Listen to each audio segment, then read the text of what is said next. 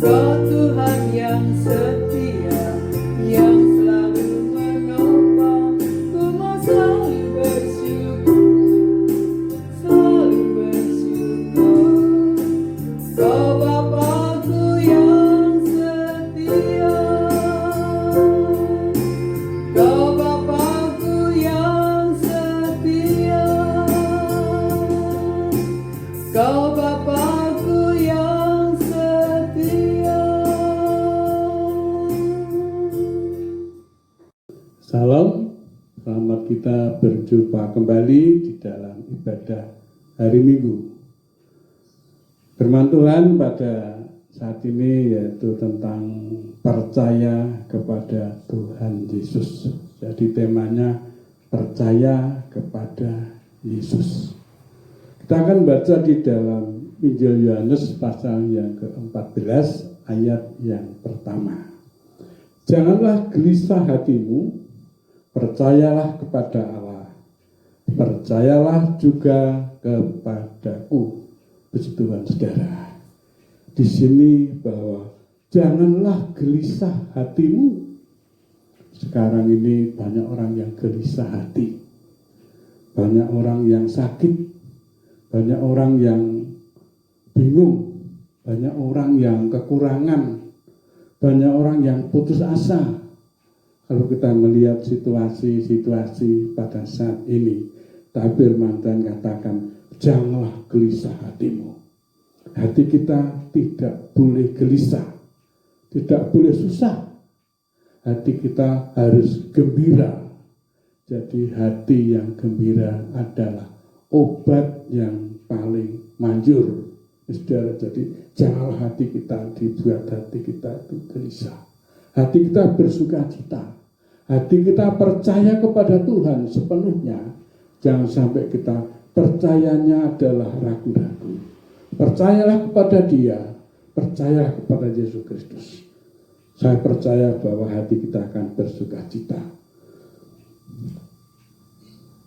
Percayalah juga kepadaku. Percaya kepada Allah, percaya juga kepada Yesus Kristus, saudara ini. Jadi apa yang menjadikan satu kegelisahan kita, apa yang menjadikan satu persoalan kita, mari kita belajar. Aku percaya kepada Tuhan, percaya kepada Bapa, juga percaya kepadaku, percaya kepada Yesus Kristus. Yang dimaksudku adalah percakapan Yesus Kristus.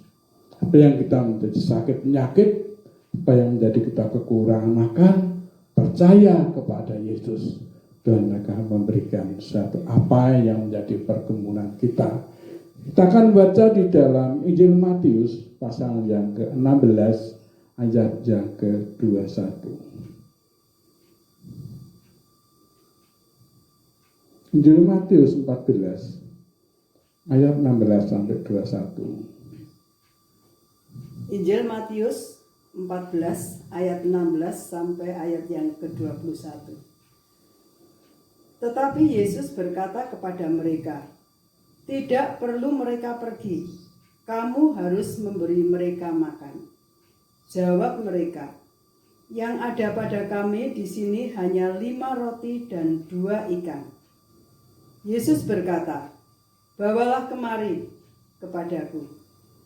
Lalu disuruhnya orang banyak itu duduk di rumput, dan setelah diambilnya 5 roti dan 2 ikan itu, Yesus menengadah ke langit dan mengucap berkat, lalu memecah-mecahkan roti itu dan memberikannya kepada murid-muridnya, lalu murid-muridnya membagi-bagikannya kepada orang banyak.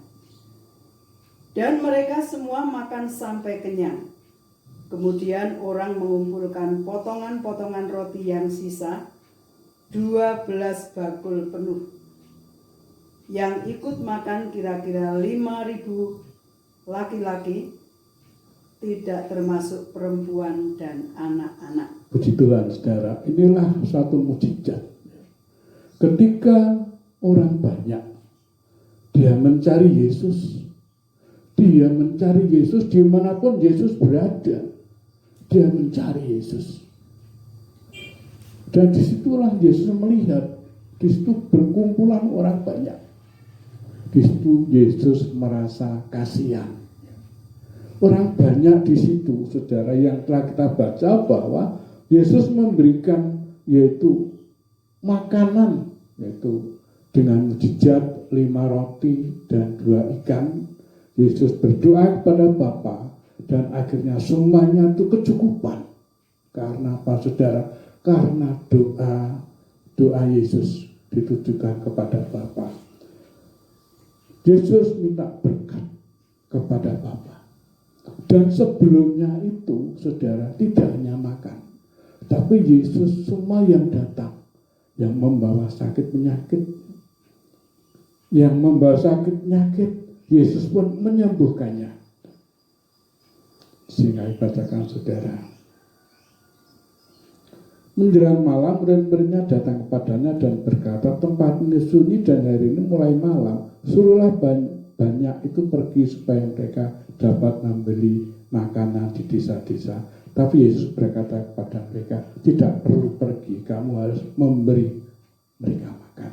Tapi sebelumnya ini kalau kita baca, sudah dikatakan begini. Ketika Yesus mendarat, ia melihat orang banyak yang besar jumlahnya, maka tergeraklah hatinya oleh belas kasihan kepada mereka, dan ia menyembuhkan mereka yang sakit.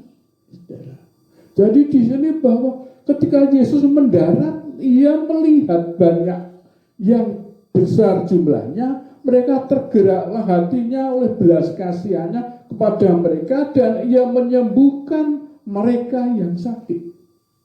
Jadi di sini tidak hanya makan, tapi sebelumnya Yesus menyembuhkan orang yang sakit itu. Setelah itu timbullah hatinya, Yesus berkata mungkin mereka lapar.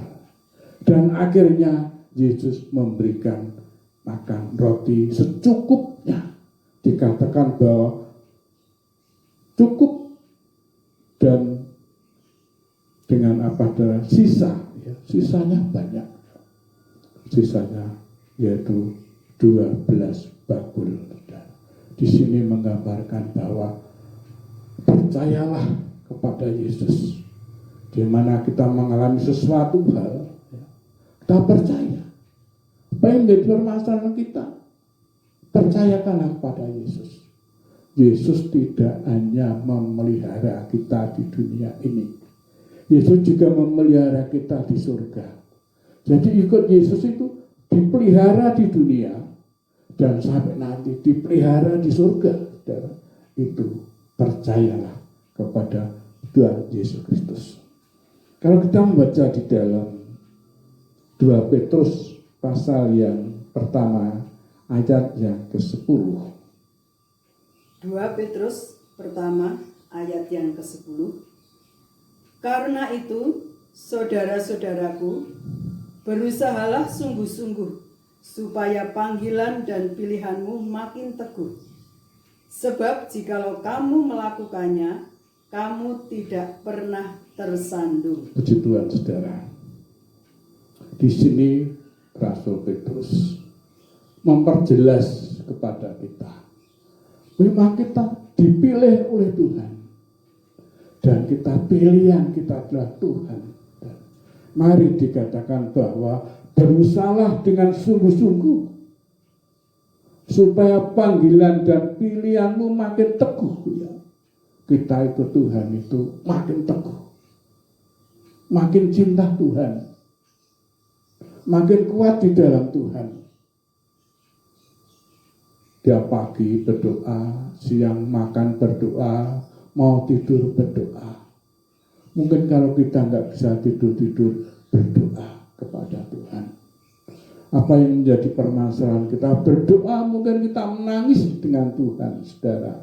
Menangis dengan Tuhan. Supaya apa? Supaya beban-beban kita itu terlepas.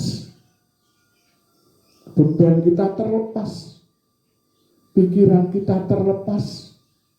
Supaya hati kita hanya memandang kepada Tuhan. Pilihan dan kita dipilih oleh Tuhan semakin teguh, semakin kuat di dalam Tuhan. Supaya apa saudara dikatakan? Sebab jikalau kamu melakukannya, kamu tidak akan pernah tersandung, saudara. Tidak akan pernah kita tersandung. Jadi kalau kita berjalan, mungkin banyak batu kerikil, ya, lubang-lubang dan lain sebagainya. Di dunia sekarang perjalanan kita, saudara, banyak batu, banyak lubang-lubang, banyak kerikil-kerikil yang akan membuat kita jatuh, yang akan membuat kita sakit. Tetapi saudara, firman Tuhan katakan, kita biar semakin teguh, semakin kuat di dalam Tuhan. Supaya apa? Supaya Tuhan memimpin kehidupan kita. Supaya Tuhan memberikan jalan, kita berjalan. Ketika kita berjalan, Tuhan menuntun. Ketika kita sakit, Tuhan menyembuhkan. Ketika kita ada pergumulan, kiranya Tuhan juga menjawabnya. Jadi di sini kita semakin teguh di dalam iman kita. Semakin kuat kita ikut kepada Tuhan. Semakin percaya kita kepada Tuhan. Supaya kita tidak tersandung. Dan apabila kita tersandung, tangan Tuhan akan menolong kita. Tangan Tuhan akan memegang kita. Tuhan menolong di dalam kehidupan kita. Teguhkanlah kita. Iman kita bertumbuh. Supaya kita tidak tersandung. Kalau kita membaca di dalam Kolose pasal yang kedua. Kolose pasal 2 ayat 6 dan 7. Kamu telah menerima Kristus Yesus, Tuhan kita. Karena itu, hendaklah hidupmu tetap di dalam Dia. Hendaklah kamu berakar di dalam Dia dan dibangun di atas Dia. Hendaklah kamu bertambah teguh dalam iman yang telah diajarkan kepadamu, dan hendaklah hatimu melimpah dengan syukur. Puji Tuhan, saudara. Di sini Paulus mengatakan bahwa di sini ada tema kepenuhan hidup dalam Kristus. Kita hidup dalam Kristus. Lebih hari dikatakan adalah kita lebih dalam. Dikatakan karena itu hendaklah hidupmu tetap di dalam Dia. Hendaklah kau berakar di dalam Dia dan dibangun di atas Dia. Seperti pohon. Pohon itu berakar di tanah. Itu semakin kuat. Kalau pohon itu akarnya kuat, walaupun ada angin menerpa pohon itu tidak akan ambruk, tidak akan goyah. Tidak akan goyah karena apa? Karena pohon itu berakar di dalam tanah. Begitu pula saudara, kalau iman kita ikut Tuhan kita, bahwa kita dikatakan kita berakar seperti pohon itu, kita akan kuat di dalam Tuhan. Mungkin kalau kita diberkati, ya, kita bisa bersyukur kepada Tuhan. Tapi kalau kita tidak diberkati, saudara, kalau kita kuat, ya, kita tidak akan goyah. Tapi kalau kita tidak kuat, kita tidak berakar seperti pohon, bila mana kita ada angin, pohon itu akan jatuh. Begitu pula kalau kita tidak berakar seperti pohon yang besar itu, bila mana ada angin lewat, kita akan jatuh. Kita akan jatuh. Karena apa? Karena kita tidak berakar di dalam tanah. Itu saudara. Hendaklah kau berakar di dalam Dia dan dibangun di atas Dia. Hendaklah kau bertambah teguh dalam iman. Saudara. Berakar di dalam Dia. Ketika kita membangun, saudara, seperti bangunan rumah. Bangunan rumah itu pondasinya batu yang kuat, yaitu Tuhan Yesus Kristus. Pondasi yang kuat itu apa? Yaitu melakukan firman Tuhan. Itu pondasi yang kuat. ketika ada angin ribut, ketika ada air, rumah itu kokoh, rumah itu tidak roboh. Karena apa? Karena imannya teguh. Karena rumah itu pondasinya dibuat dengan pondasi batu. Pondasi batu ada Yesus Kristus. Dikatakan bahwa hendaklah kamu bertambah teguh dalam iman yang telah diajarkan kepadamu, dan hendaklah hatimu melimpah dengan syukur. Saudara, ucapan syukur itu adalah bagi kita bukan hanya ketika kita menerima berkat, tetapi di dalam segala perkara kita mengucapkan syukur kepada Tuhan. Ketika kita masih bisa bernapas, ketika kita masih bisa makan sesuap nasi, kita masih bisa bersendoguru dengan keluarga, itu kita hendaklah hatimu melimpah dengan syukur, bersyukur kepada Tuhan, sebab Tuhan itu baik, saudara. Tuhan itu baik. Jadi bersyukurlah kepada Tuhan. Jangan kita tidak mau bersyukur. Bersyukurlah kepada Tuhan, karena Tuhan itu baik apa keadaannya. Jika kita akan membaca di dalam Roma pasal yang ke-15.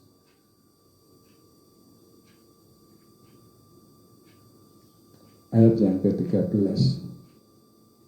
Roma 15 ayat yang ke-13. Semoga Allah sumber pengharapan memenuhi kamu dengan segala sukacita dan damai sejahtera dalam iman kamu, supaya oleh kekuatan Roh Kudus kamu berlimpah-limpah dalam pengharapan. Puji Tuhan, saudara. Di sini dikatakan bahwa semoga Allah sumber pengharapan, saudara, pengharapan. Jadi orang kita sebagai anak Tuhan, pengharapan kita hanya kepada Tuhan. Ketika kita ada suatu masalah, ketika ada suatu pencobaan, aku ada harapan bahwa Tuhan sumber Allahku adalah mengharapkan supaya ada kekuatan di dalam kehidupan kita. Dan dikatakan Allah sumber pengharapan memenuhi kamu dengan segala sukacita dan damai sejahtera dalam iman kamu. Dikatakan dengan segala sukacita, damai sejahtera dalam iman kamu. Jadi kita merasa hidup damai sejahtera. Mungkin damai sejahtera dunia dan damai sejahtera kita ada berlainan. Berlainan, saudara. Jadi damai sejahtera Yesus Kristus itu lain dengan damai sejahtera dunia ini. Supaya oleh kekuatan Roh Kudus kamu berlimpah-limpah dalam pengharapan, saudara. Roh Kudus adalah penghibur kita. Roh Kudus adalah kekuatan kita. Roh Kudus adalah petunjuk kita dikala kita mengalami suatu kegelapan di dalam kehidupan. Maka saudara, pada siang hari ini biarlah Allah itu sumber pengharapan kita, menuntun kita, memberkati kita, menyembuhkan kita dikala kita mengalami suatu permasalahan. Harapan kita hanya kepada Tuhan Yesus Kristus. Mari kita berdoa. Bapa di surga, pada saat ini kami bersyukur kami bisa bertemu kembali dengan saudara-saudara kami seiman untuk saling menguatkan di antara kita semuanya. Juga kami berdoa untuk saudara-saudara kami yang sakit, kiranya Tuhan akan menyembuhkan, kiranya saudara kami yang kekurangan, Tuhan akan memberkati. Terima kasih Tuhan, kami juga berdoa untuk negara dan bangsa Indonesia. Kami serahkan kepadamu untuk membangun kembali Republik Indonesia NKRI ini. Terima kasih Tuhan, kami mengucapkan syukur dan doa siang pada hari ini kami alaskan di dalam nama Tuhan Yesus Kristus.